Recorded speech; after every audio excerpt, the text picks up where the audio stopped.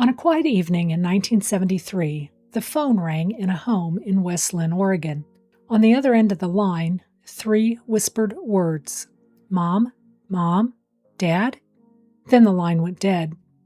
This is not just the story of a girl who vanished. It's the story of how one young woman's disappearance unfolded for her family, painfully, slowly, without answers. This is the story of Rita Jolly. Hello, friends. My name is Marcia, and this is Midwest Murders, where we explore the unsolved cases that still haunt America. West Linn, Oregon in the early 1970s was a small, close-knit community along the Willamette River. It was the time when teenagers walked freely through town, hitchhiking was common, and the danger often felt like something that happened somewhere else. Rita Lorraine Jolly was 17 years old, the youngest of 4 children. Her father, Donald, was an attorney. Her mother, Mary, worked as his legal secretary. She had 2 older brothers, Jeffrey and Brian, and an older sister, Jill. Rita loved animals, nature, books, poetry, and art. She felt deeply and expressed herself through creativity. She struggled to regulate her emotions, something her parents sought professional help for. In hindsight, some believed Rita may have been neurodivergent, a concept that was not widely understood at the time. Because she was different, Rita was reportedly bullied at school. Walking became her refuge. Long, solitary walks helped her clear her head and feel grounded in the world around her. On June 29, 1973, Rita left her family's home on Horton Road around 7:15 p.m. She told her parents she was going for a walk, something she did almost every day. She carried no money, no extra clothes, no personal belongings.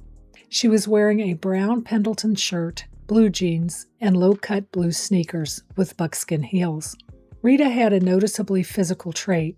3 years earlier, she had fractured her left leg, leaving her with a slightly uneven gait. It was a small detail, but one investigators would later wonder about.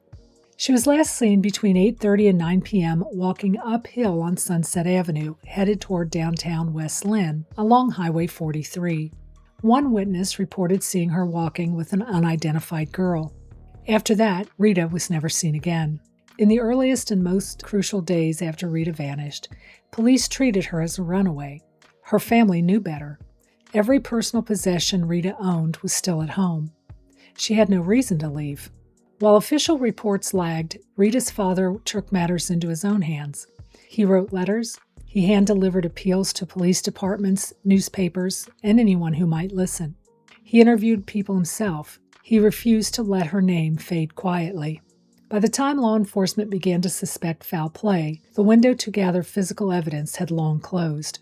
Whatever happened to Rita likely happened within hours of her leaving home, and whatever scene existed was long gone.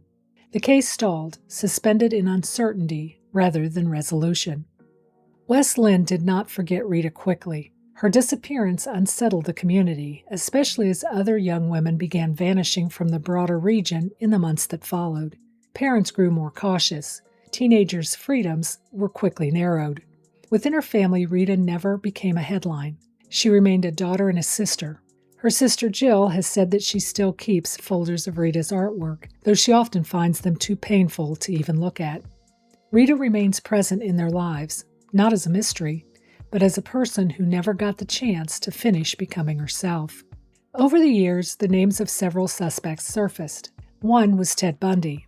Rita fit his general victim profile, and Bundy was active in the Pacific Northwest at the time, but he never confessed to her disappearance, and no evidence has ever tied him to the case. Another suspect was William Leslie Forrest, a man later convicted of murdering another teenage girl. Forrest worked in parks and recreation and had access to remote wooded areas. Decades later, DNA evidence connected him to the killing of 17-year-old Martha Morrison, who vanished around the same time. While the parallels are troubling, no definitive evidence has ever linked him to Rita. There were also local rumors. Stories passed quietly through the community.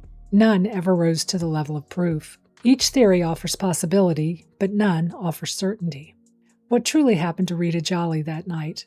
Was she targeted because she walked alone? Because she trusted too easily?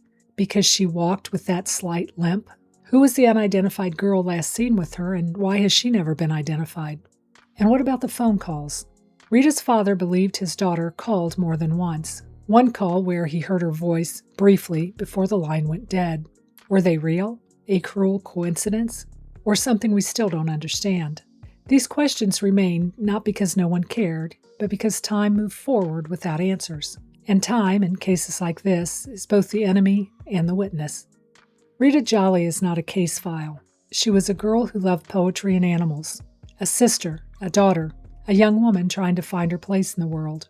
Her story matters not because it's unsolved, but because her life had meaning long before it was interrupted.